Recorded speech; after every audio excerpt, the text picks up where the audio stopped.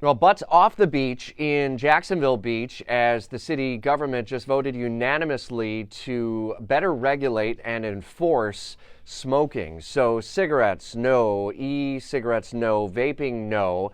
The only carve out, and this is based on a state law, we understand, is that you can't regulate at the local level, at least, unfiltered cigars. But everything else will lead to a fine of up to $50 if you're caught smoking on the beach. And after the unanimous approval by city council members yesterday evening, that takes effect now before the big summer rush gets underway at the beach.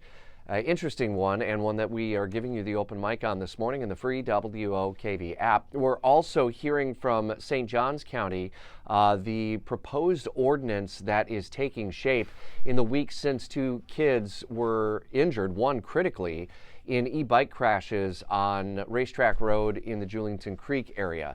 Now, the St. Johns County Board of County Commissioners is set to meet today, and it's not on their agenda, but it's highly possible, given the events of the last week or so, that we hear discussion of this ordinance that would better regulate speed and more.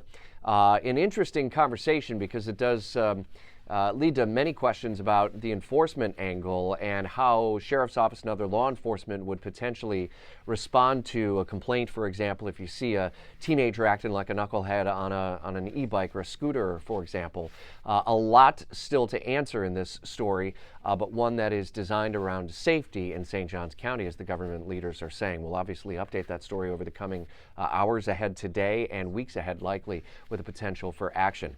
FWC is investigating after it has killed a bear in the Collier County, South Florida area, not too far from the Everglades and in Naples. It is believed that that bear attacked, mauled, and killed an 89-year-old and his dog.